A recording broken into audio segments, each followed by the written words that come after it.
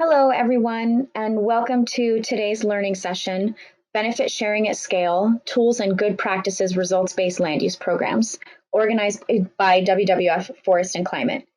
Thanks so much for taking the time to join us today, and I hope those of you who are sheltering in place or under stay-at-home measures are feeling well and are staying healthy.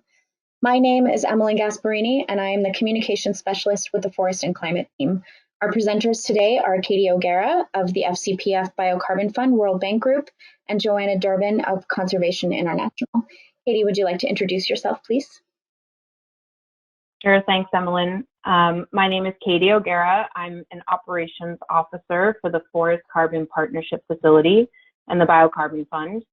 I lead the World Bank's work on benefit sharing for these programs, including the development of resources that we're going to go through today. I've also provided direct support to countries in the preparation of their benefit sharing arrangements. So I'm excited to be here and share what we have available and hear from all of the attendees as well.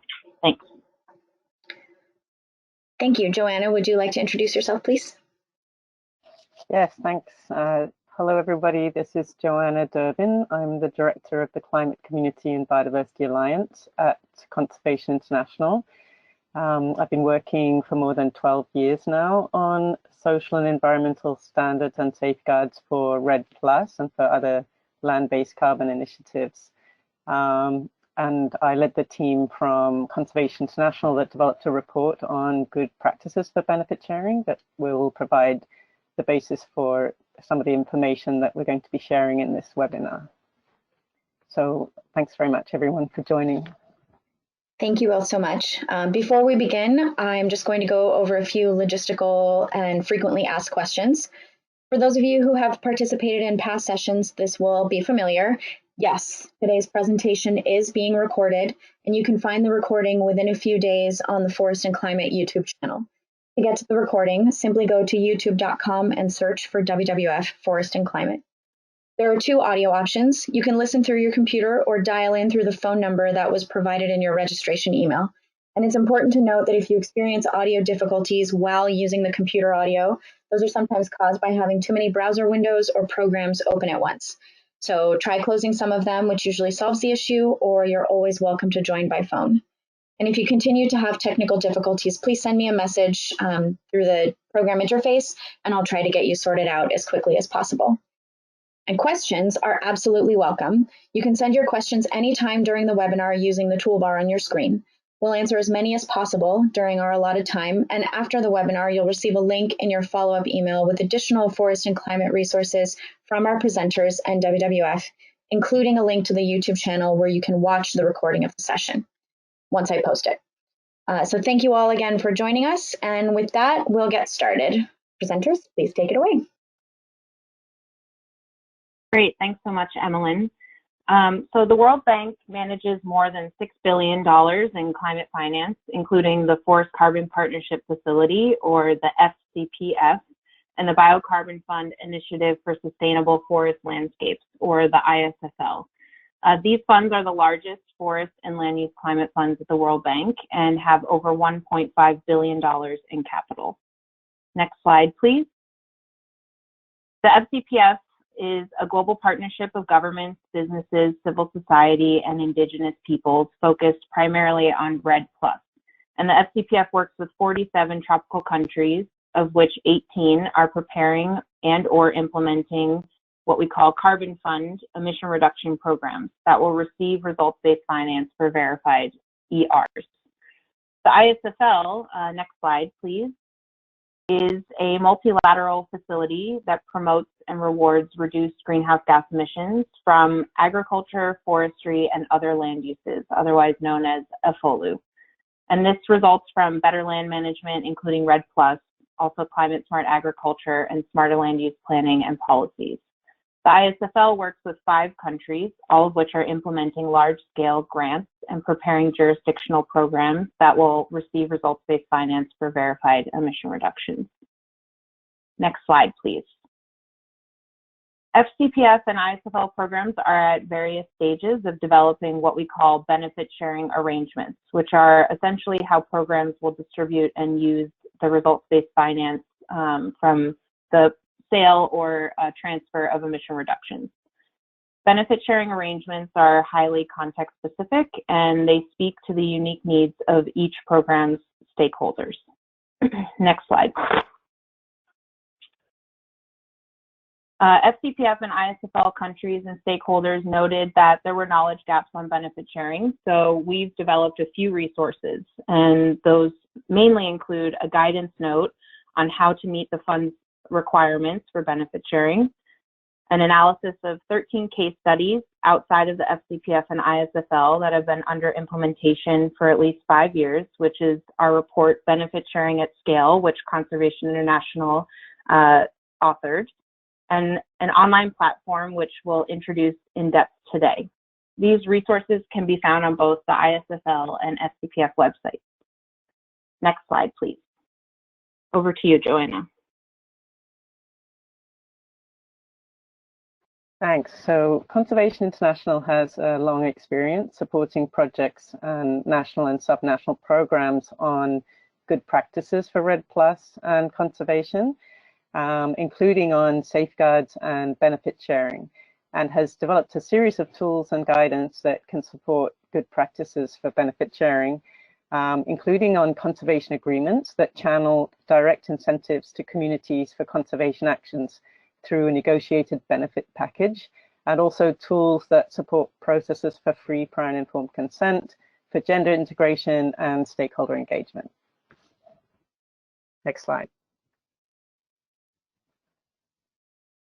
So we wanted to point out that the FCPF and ISFL launched an online benefit sharing platform last Friday, so very recently.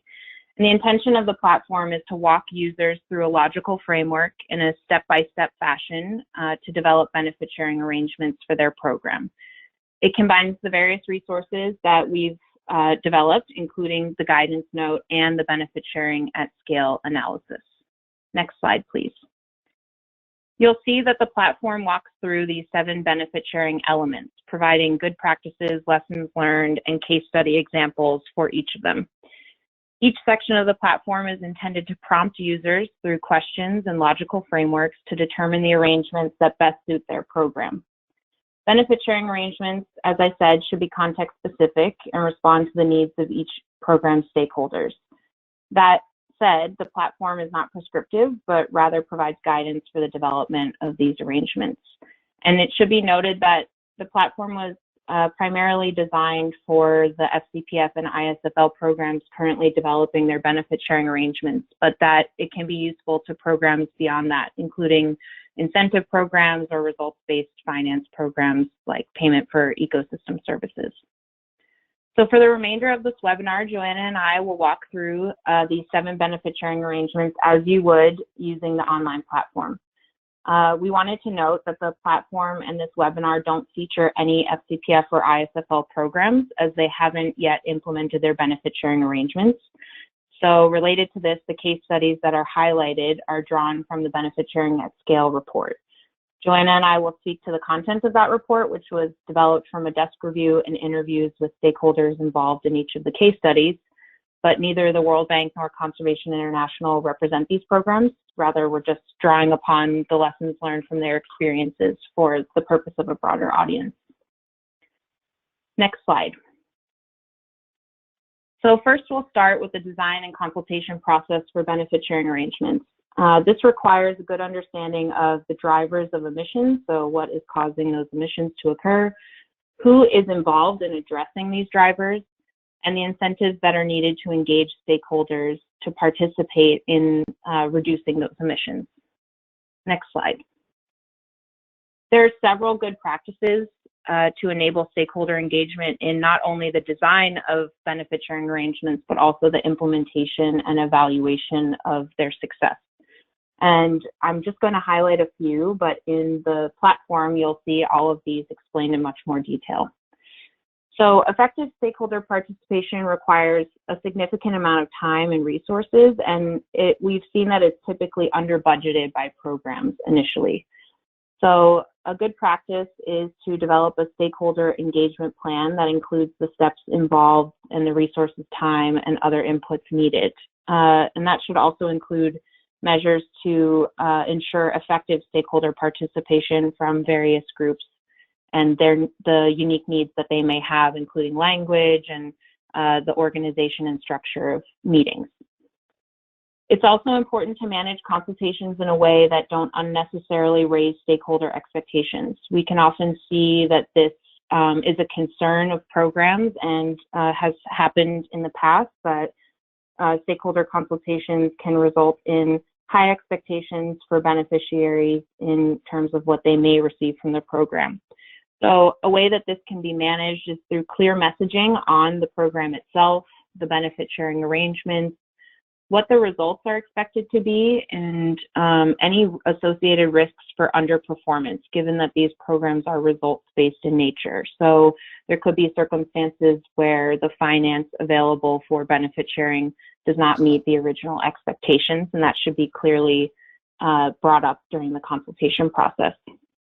And then shifting a bit to stakeholder participation in design and decision-making, we've found in the report that participatory identification of benefits, so enabling beneficiaries themselves to decide on the benefits that they receive, is often a very effective approach because it can be too resource intensive to do a full cost benefit analysis or another type of analysis to understand the best use of benefits. So instead, turning to stakeholders and asking what their preference would be and what would incentivize them can be quite effective. Next slide, and over to you, Joanna. Thank you, Katie.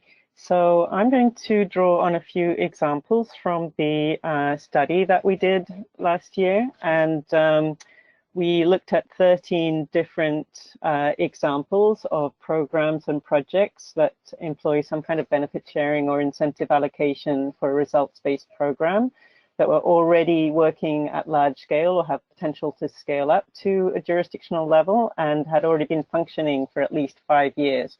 And the first example I'm going to give is from the state of Acre in Brazil, where broad and inclusive stakeholder engagement helped to build both understanding and ownership of the state of Acre's system of incentives for environmental services, known as CISA. So a long-term and comprehensive and transparent consultation process was conducted during 2009 and 2010. That included a public comment period, technical seminars, workshops, one-on-one meetings with different stakeholder groups, and that covered civil society, indigenous peoples, farmers, extractivists, government, international agencies working there, carbon companies, and others. They generated more than 300 comments and recommendations that they addressed and published how they had addressed them.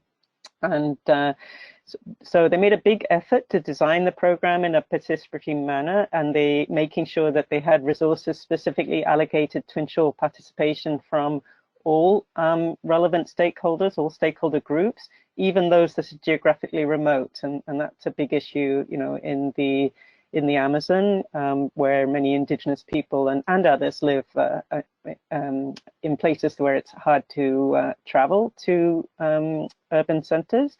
And then, and that really helped to build understanding and ownership. And that's been very important for the long-term kind of success of implementation. And then the next example I'm going to give is from Madagascar, where a formal tiered structure from local to national level helped to ensure effective participation of beneficiaries in decision-making about carbon credit fund allocation. So this is an example from the Makira project, where a fixed allocation of 50% of revenues from the sale of carbon credits is allocated to communities and is used to support forest protection and socio-economic activities. And 75, or that at the time when we wrote this, different communities had contracts with the government for management of forest areas in the buffer zone of the Makira National Park and are eligible to receive benefits. And through these community management associations, they made decisions about how to use these community carbon funds through a prioritization process. So all those 75 communities are organized into platforms of associations for each of the 6 sectors around the Macquarie National Park. And they then elect representatives to a local technical committee that reviews and prioritizes all the proposals that come up from the different communities on the ground. And decisions are made based on the effort that each association has made to fulfill their forest protection responsibilities and how much support that community has received so far. And the platforms elect a president to a federation for the whole of the 3 geographic regions around the Macquarie Natural Park. And then there's this representative is part of the Macquarie Steering Committee, which is shared by the government that makes the final decisions. So about the annual work plan and the budget. So the community participation in decision making has been important to ensure that local perceptions of equity are integrated into the allocation of funds. And it's also been really helpful to facilitate sharing of information with the beneficiaries about the rationale for decision making about the allocations of benefits. Back to you, next slide. Great, thanks, Joanna. Now focusing on beneficiaries, these are a subset of the program stakeholders that eventually receive benefits. And they typically include communities, Indigenous people, government, civil society, private sector, including any nested emission reduction projects, and include other stakeholders as well. Next slide.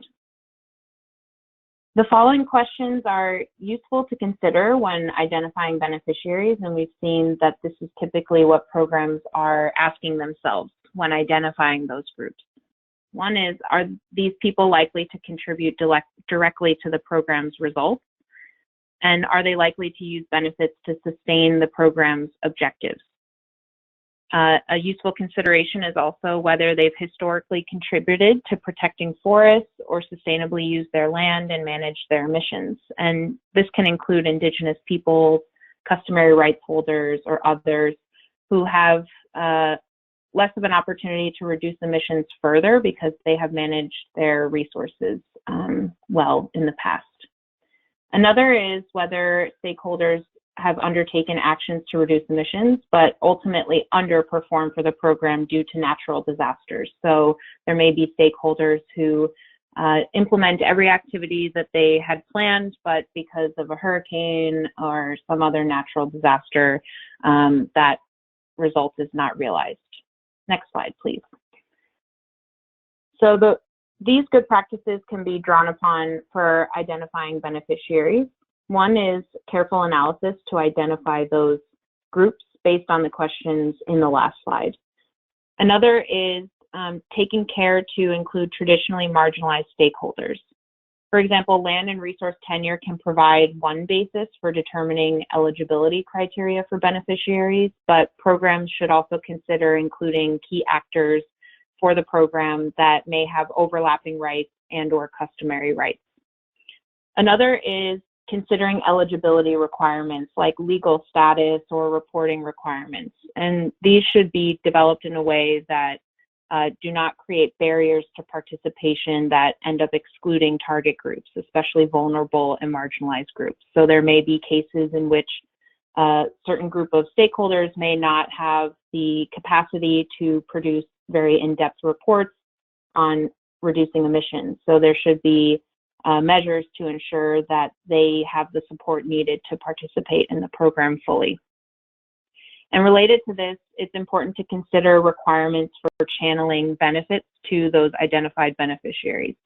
For example, in some cases, it may be necessary for beneficiaries to be formally organized with financial and governance structures in place to access monetary benefits like cash, and that could end up excluding some stakeholders. So programs should consider ways to overcome these barriers and clearly communicate the eligibility criteria to those beneficiaries. Over to you, Joanna. Thanks. Yes. So I'm going to give a couple of examples here that illustrate some of these issues. So in the case of Guatemala, they made adjustments to eligibility requirements to broaden inclusion in benefit sharing to smaller landowners. So PIN 4, a National Forestry Incentive Program, was operational from 1998 to 2016, and it was largely focused on increasing the country's forest stocks. And eligibility was restricted to landowners able to demonstrate proof of title to at least 2 hectares of land. And that resulted in the majority of incentives going to larger private landowners. And then PIMPEP was initiated or created in 2007, in large part in response to demands for broader participation. And it allows access to forestry and agroforestry incentives for people without formal land tenure, but who can prove that they have a legal right of possession. And the minimum land size requirement is only 0.1 of a hectare, which allows poorer families who do not have much land to participate as well. So, and the next example is from Costa Rica, their payment for ecosystem services program, where contractual eligibility requirements have been tailored to the needs of indigenous peoples to increase access to the scheme. So they have made these special contractual arrangements to encourage participation of indigenous people, and that's been successful in including 21 of the country's 24 indigenous peoples territories in the program. They made it more accessible to submit requests for contracts, and that led to growing demand from indigenous lands or, and communities. And that was combined with a point system that prioritized areas of low development and high conservation importance.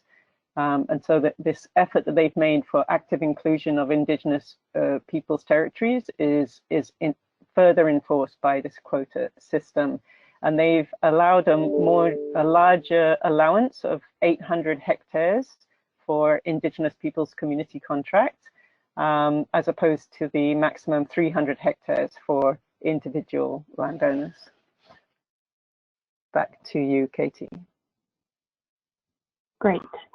So now focusing on benefits, these can be monetary, like cash payments to individuals or groups, and or non-monetary, such as inputs, capacity building, training, equipment, infrastructure, alternative livelihood development, etc. Next slide, please. So we've seen that programs are typically looking at these considerations to identify the most appropriate benefits for each beneficiary group, including what form of benefits will incentivize these stakeholders to continue to support the program. It's really important related to this to understand the priorities and preferences that stakeholders have identified during consultations, which speaks to our earlier point during the design process, that understanding directly from beneficiaries what will incentivize them is very critical. Also, it's useful to analyze the forms of benefits that stakeholders are receiving under other existing benefit sharing programs like payment for environmental services schemes or others. Stakeholders might be used to these benefits, come to expect them, and feel satisfied with what they're receiving under this other program, and it may be a successful approach for the program that's being developed. Next slide, please. There's a lot to consider when identifying benefits, and there are several good practices that can be referenced. And like I said, these are fully explained in the online platform. But in all cases, benefits should be tailored to the program and its beneficiaries to ensure that they're effective. Providing different types and or amounts of benefits to different groups is very common. For example, private sector companies are likely to be incentivized by different benefits than communities because their needs vary greatly. Also, monetary benefits can provide strong incentives by giving beneficiaries decision-making control about how they spend the cash that they receive. And monetary benefits can be efficiently delivered where beneficiaries have bank accounts and they're generally more appropriate where there's clear land tenure and landowners have the capacity to implement activities on their own land. But non-monetary benefits can be targeted to achieve social or environmental objectives, and in order to be effective, beneficiaries should be able to identify which activities are implemented. So also having that decision-making control. Capacity is usually needed to deliver non-monetary benefits, which can be more challenging than monetary, both administratively and logistically, but non-monetary benefits can in some cases have greater impacts across communities or groups of people. Next slide, and over to you, Joanna. Thanks. So my first example here is from the Alto Protected Forest in Peru, where tailored benefits for specific beneficiary groups have helped to address drivers of environmental change, different drivers for different groups. So the program initially focused on illegal settlers who drove deforestation within the protected forest through coffee cultivation. Much of the benefit package emphasized technical support to shift coffee cultivation to more sustainable and more productive practices. And later, that was through these conservation agreements. And then later, the program expanded to include indigenous peoples adjacent to the protected area, where communities were facing declining socioeconomic conditions and cultural values linked to high deforestation in their territories. And this required defining a new kind of theory of change related to drivers of forest loss on indigenous peoples' lands, often resulting from renting land to outsiders who then cleared forest for agriculture.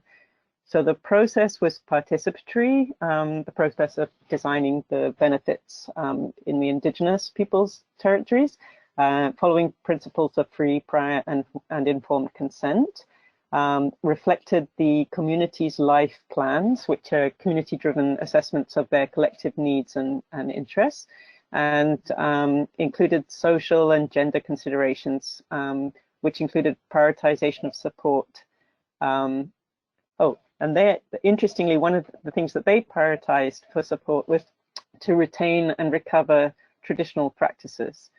So the process employed a conservation agreement approach, like the one that was used in the protected area with the illegal settlers, but tailored to indigenous people. And the next example is from Indonesia, at the Katingan Mentaya project, where a pilot program is enabling or helping villagers to secure tenure rights to surrounding forest land as a benefit from participating in the project. So they're helping the villagers to seek formal recognition and tenure over forest estate land, which is designated by government to be preserved as permanent forest in the vicinity of the village. And they're currently working, or the examples we were given were of working with 2 villages to design and propose to government a village forest application, which seeking clearer management rights on between 2,000 and 10,000 hectares of forest estate land in the buffer zone of the protected area. And the aim is for the village to secure a forest license, which will grant the village a 30-year concession license to manage the forest sustainably. So different approaches are needed to help villagers obtain these forest licenses, and the approach has to be tailored to the exact circumstances and the needs and interests of the village. Usually involves lengthy discussion, participatory mapping, a detailed land use plan, and the formulation of a village business unit, followed by this formal application to the Ministry of Forestry. So back over to you. Great, thanks, Joanna. So next we're going to focus on how benefits can be shared with beneficiaries in different proportions and combinations to incentivize participation in the program. Next slide. So really there are infinite ways that benefits can be allocated to different groups. Some of them include distributing them equally to all beneficiaries so that all stakeholders see some level of benefits from the emission reduction program. Also, it could be according to each beneficiary's group's proportionate performance to directly incentivize program delivery.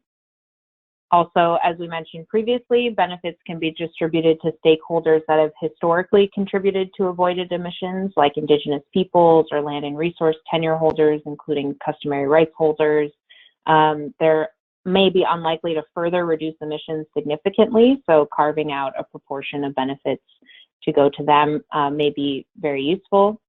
And there could also be a small proportion of benefits to stakeholders who underdeliver despite their best efforts, like we mentioned previously in the case of natural disasters. Most programs use a combination of these approaches tailored to specific beneficiary groups. For example, some programs may ensure a set proportion of benefits goes to Indigenous peoples that have historically conserved their forests, while another proportion of benefits for that same program would be available to communities based on their implementation of activities to reduce emissions. So it's really common to see a combination of some or all of the approaches taken in this slide. Next slide, please. Beyond specifying benefit distribution across beneficiary groups or between them, programs sometimes also specify how benefits will be distributed within groups of beneficiaries. So in some cases, benefits may be further shared amongst beneficiaries according to their respective role in reducing emissions. For example, forest management units within a community may be designated to receive a specified proportion of the community's benefits given their role in managing and protecting forests. Benefits can also be intentionally targeted at the community as a whole rather than a subset of stakeholders, like improvements to the generation and marketing of non-timber forest products, schools, improvements to infrastructure, other community development projects. Also, benefit distribution can be based on competitive processes where stakeholders submit proposals for how to use benefits.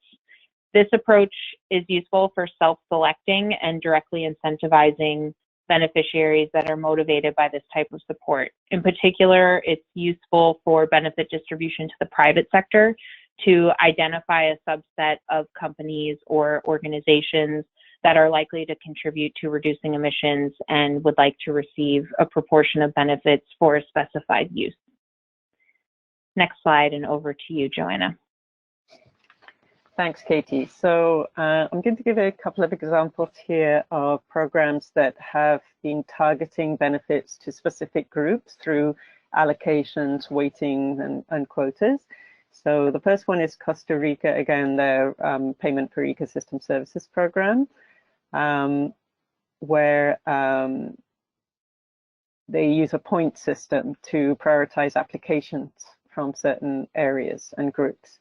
So in 2010, the National Forestry Financing Fund, that's FONAFIFO, that manages the program, moved from a system in which contracts were awarded on a first-come, first-served basis to a point system for weighting and prioritizing applications. And the evaluation matrix that they use prioritizes areas of low development indices and high conservation importance, like biological corridors, in addition to favoring smaller farms. And it also sets quotas for women and Indigenous peoples community groups, stipulating a minimum number of contracts to be awarded to these generally marginalized groups. And then the next example is from Nepal, where their very long-standing community forestry program has some good examples. And in particular, they have adopted, or it was designed explicitly with a pro-poor approach, which ensures a minimum allocation of benefits to vulnerable and marginalized groups.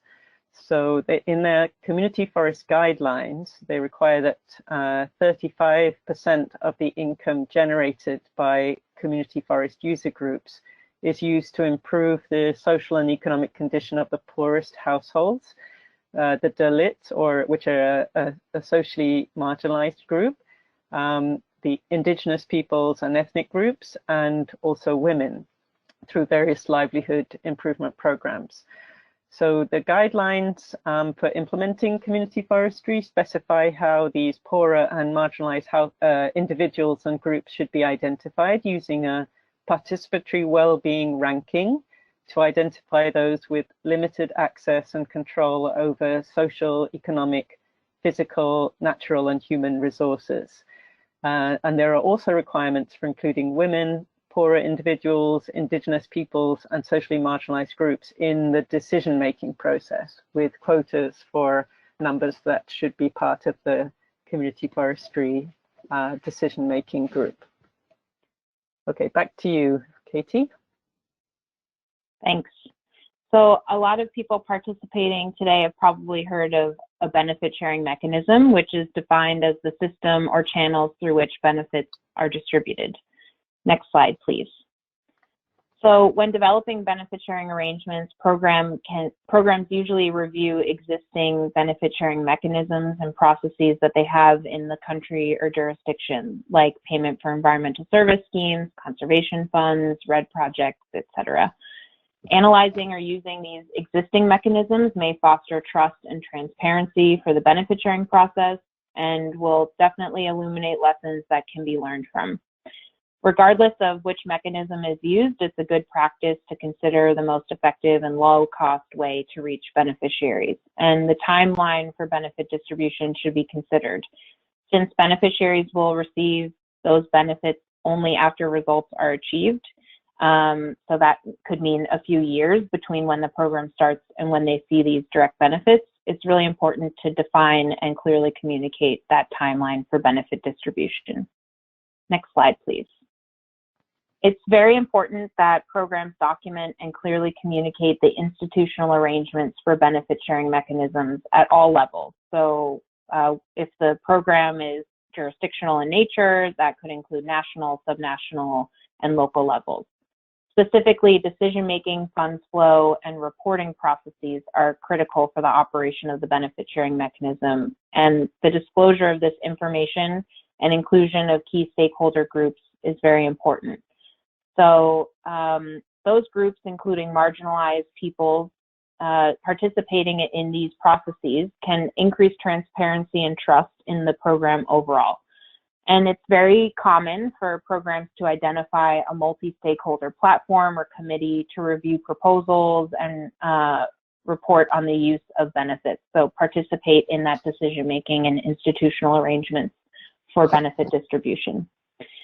Information that's useful to document and communicate includes the ability of the mechanism to transfer funds to relevant beneficiaries and those distribution channels required, including any capacity gaps. So that's really focused on funds flow. Also, the institutions responsible for benefit sharing, including who will receive benefits and to which institutions it will be distributed, including their capacities and gaps. So it could be that benefits to communities first goes to district governments, for example.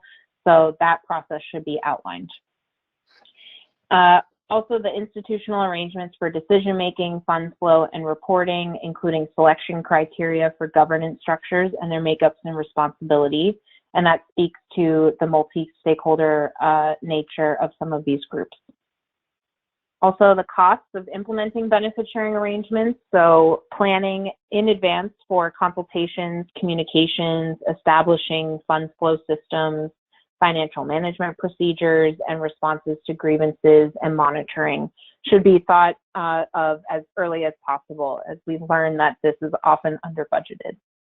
And then again, just to reiterate that timelines for benefit sharing, including taking into account the anticipated timeline of generating emission reductions or whatever result is being used as the basis of that program, and the payment process and distribution process and the overall timeline of when end beneficiaries will receive those. Next slide, please. There are several good practices related to benefit sharing mechanisms, and to highlight a few, it's most often efficient and effective to capitalize on existing institutions or benefit sharing mechanisms if they have the legitimacy, capacity, and relevance to the program. And sometimes that requires strengthening these funds or mechanisms. But it's important to keep in mind that new laws and institutions often require a significant amount of time, resources, and political will. So it can be more efficient to use an existing mechanism. Also, transparency around financial management is very critical. This can include regular audits, and this builds trust and participation in the program. Adopting a simple approach to calculating, monitoring, and delivering benefits helps with enabling a wider public understanding of how the mechanism works. Benefit sharing mechanisms also have clear, accessible, impartial, culturally appropriate, and easy to understand grievance and redress mechanisms that operate in a timely manner so that stakeholders have the ability to participate, provide feedback, and note any grievances they may have with that benefit distribution process. Over to you, Joanna. Thank you. And I think in the interest of time, I won't go into so much detail. The example here of Australia's emission reduction fund is just to kind of illustrate how different service providers have developed this from the private sector to help project proponents with preparing reports and conducting monitoring, organizing audits, etc., to help them access the fund. In the case of Vietnam, in their Payment for Forest Environmental Services program, they're increasing the use of electronic payment systems to help beneficiaries receive benefits more efficiently. So under this program, the beneficiaries are spread across the country, and they disperse payments to village funds, household groups of up to 20 families working together, to cooperatives, and also to individual households. So the disbursement of payments is quite a substantial task. And originally the program was just designed with electronic payments used only for groups. But now with an increasing number of people going online and getting access to electronic banking in Vietnam, they're now piloting a system of electronic payments to individual households. So this is interesting because it helps to improve transparency of financial management between the provincial funds and beneficiaries, and it also has helped to reduce transaction costs. Back to you, Katie. Thanks. So often the benefit sharing arrangements are monitored, and this information can be used for much more than just reporting, but also adaptive management. So an analysis of results from the program can inform what's working well and what isn't working well, and can help enable adjustments to those benefit sharing arrangements to continue to improve the efficiency, equity, and effectiveness of the program. Next slide, please. There are 4 key good practices that can be used for this monitoring and adaptive management. One is the inclusion of socioeconomic impacts in monitoring and evaluation systems. So instead of focusing solely on environmental outcomes, it's useful to also track these socioeconomic indicators to improve effectiveness, and also foster support from other stakeholders like politicians, donors, and others. It's important to keep monitoring as simple and practical as possible so that it's not too costly to maintain, and also to include beneficiaries in monitoring activities to help increase transparency and ownership in the program. And importantly, adaptive management of the design and implementation of benefit sharing arrangements is critical to improve the program over time. So if possible, piloting benefit sharing during the design phase can help with this adaptive management early on in the program. Over to you, Joanna. Thank you. And I'm not going to go into these examples because as I've been talking, you've heard me explain how different programs started maybe with one approach and then learned that it maybe wasn't achieving some of the objectives that they were looking for, or maybe the context had changed and they made some changes to eligibility requirements in the case of Guatemala, and also Costa Rica actually changed the way that they prioritized or allocated different benefits. You know, we heard about for Costa Rica, you know, and in Australia's case, they allowed in a later sort of phase of the program, allowed projects to be, or land ownings to be aggregated together, which helped to reduce transaction costs. But in what we found was that all of the cases that had been running for some time showed quite a lot of examples of adaptive management, and it's very important to enable a sort of change in the design, not to hardwire it too much into legal frameworks, but to enable some change in design based on experience and change in context. And that was definitely something that came out from all the cases. Back to you, Katie. Great. So finally, programs should document and inform stakeholders about where information related to benefit sharing is publicly available and how this information will be shared over time. Next slide. So there are two critical good practices that are important to keep in mind. One is that sharing information about benefit sharing promotes transparency and trust, and therefore the legitimacy of the arrangements themselves. So this information can include the financial envelope that's available, the amount that's distributed to each beneficiary group, indicators that are used for the distribution of benefits, and ultimate results of what has been delivered to each beneficiary group. Stakeholders need to understand the purpose of benefit sharing, the opportunities to participate, the eligibility criteria, and conditions that are required. This requires active dissemination of information tailored to each stakeholder group in a format that they understand. So that includes using local languages, providing information through public meetings and stakeholder representatives, and paying special attention to ensure that information is delivered to vulnerable groups and marginalized people, including women, Indigenous peoples, and others. Over to you, Joanna. Thanks. I know we want to save time for questions, but I do want to explain a bit about this example because it's so interesting and instructive.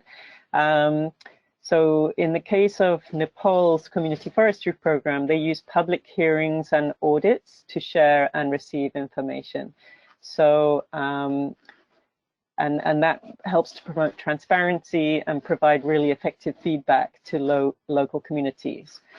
So the community forest user groups are required to hold a public hearing as well as public auditing at least once a year. And they do that during the General Assembly of Community Forest User Group of the groups.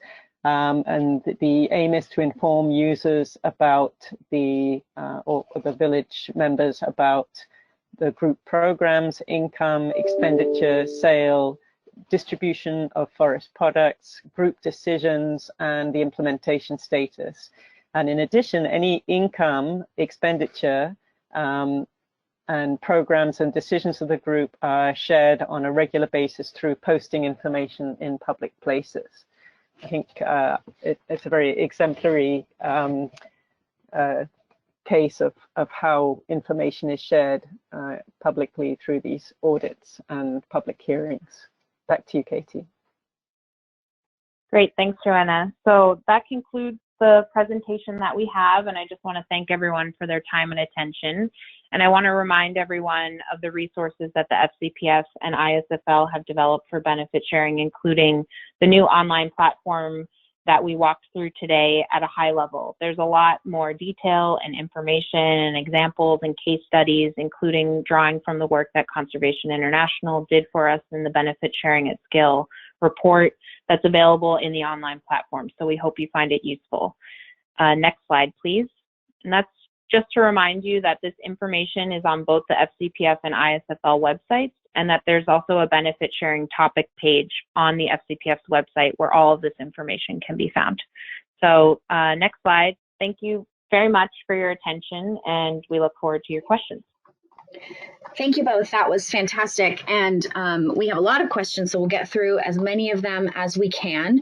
I wanted to start off with a lot of people are asking questions about the distribution of funds, which I know you addressed in part in your presentation. But can you talk a little bit about how funds can be distributed either through direct benefit transfer or through community development programs? And it might help to touch a little bit on, the advantages and disadvantages of monetary versus non-monetary benefits as well. Sure. Thanks, Emmeline. So this is often the question that people ask first, is how to sort of distribute the payments that you receive in the most effective way. And I always like to differentiate between the flow of funds and the flow of benefits. So one thing is who's receiving the money to implement activities on other people's behalf, and who's ultimately benefiting from those activities. In terms of direct transfers to beneficiaries and monetary versus non-monetary benefits, I think they have their advantages and disadvantages. And we actually have a lot more detail on the platform that goes into comparisons between these two types of benefits. But just to summarize briefly, monetary benefits can be very useful, especially in contexts where this has already been implemented. So, for example, where there's an ongoing payment for environmental service program, where beneficiaries are already receiving cash payments for certain activities or results, and they're used to that type of program. It gives a lot of autonomy to the beneficiary themselves in terms of how they use that cash, and can really promote a lot of incentives that stakeholders are looking for to participate in the program. When thinking about jurisdictional programs, though, and the financing that's available for those types of results, it may be difficult to make individual cash transfers to beneficiaries. So sometimes non-monetary benefits can be more impactful. So pooling resources at a certain level of groupings of beneficiaries, and then having those stakeholders decide on how they want that money to be used to implement something that benefits the community as a whole, or an association as a whole. And that can include, trainings for certain groups of people. It can include community development projects like schools or health infrastructure or roads, things that the community may be more incentivized by. But in any case, whether there's monetary benefits or non-monetary benefits being used, it's usually good practice to define what eligible and ineligible uses are for those benefits, so that the program can ensure that it continues to produce results and the money is being used in ways that the program envisions. I'm not sure, Joanna, if you have anything you'd like to add on that point. Now, one thing I would like to say, we have an example from Amazonas state in Brazil of the Bolsa Floresta program, where you might think it would be hard to get monetary payments right down to the village or household level, in remote parts of the Amazon, but they partnered with a national bank and enabled people, as they signed up for the Bolsa Floresta program, to open a bank account that enabled them to receive funds directly to their own bank account, and then pick up the money when they went to the local market town through a kind of debit card system. So, it's just an example of where some of those challenges of transferring funds have been overcome. And also I just wanted to mention that although non-monetary benefits do have advantages, and Katie's gone through them, there can also be the difficulty of actually getting the specialized training or the inputs or the skills or whatever's needed to the construction materials or whatever to these remote areas, and in fact can also lead to some frustration on the part of beneficiaries if things are taking a long time to arrive. You know, that has definitely been a case in the Makira project in Madagascar, but it's not the only one that we looked at. And so the benefits may kind of not actually be perceived as benefits if they're slow in arriving and are not delivered effectively. Great. We also have a good number of questions about transparency and some of the sort of inherent power imbalances that can manifest themselves when we're talking about these benefit distributions. Can you talk a little bit about how communities or less empowered groups can be empowered to make sure that there is transparency in the process and that the benefits are distributed transparently and fairly? Sure. So that's a great question, and I think that that's a critical focus throughout the design and also the implementation and evaluation of the benefit sharing arrangements themselves. So first, those stakeholders need to be effectively included in the design of these benefit sharing arrangements. So that can be through consultations with stakeholders and ensuring that they're effectively run to include those marginalized groups and make sure that their feedback is received in a way that suits their needs. So that's designing consultations in a way that ensures their effective participation. And that could be an entire webinar in and of itself, but there's some guidance on how to do that in the platform, and also the FCPF and ISFL have some other information related to that type of engagement. So one thing is this upfront consultation process, but also if there are decision makers on these benefit sharing arrangements, that they include participation from groups external. So if it's a government program, including CSOs that represent these types of groups in the room where decisions are being made beyond just stakeholder consultations is important. Another thing is the implementation of the program itself and making sure that marginalized groups are included in decision making.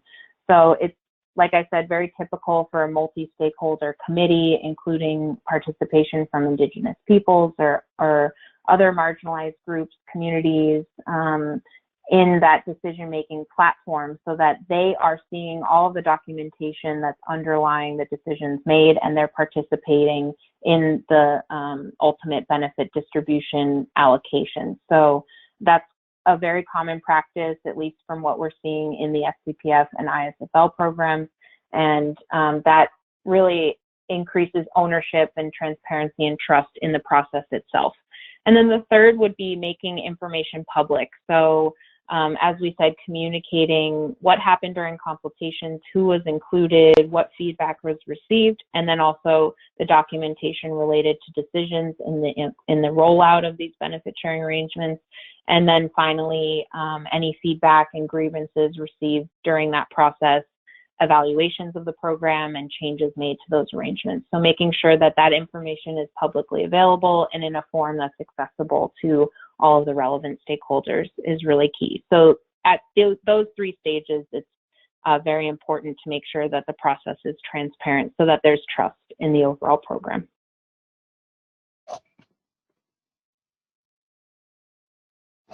Thanks. I'll just add, you heard me give the example of the Makira program, but that just where there are representatives at each level, and they elect representatives to go up to the next level, which provides a very good and very robust way of including local communities in decision making.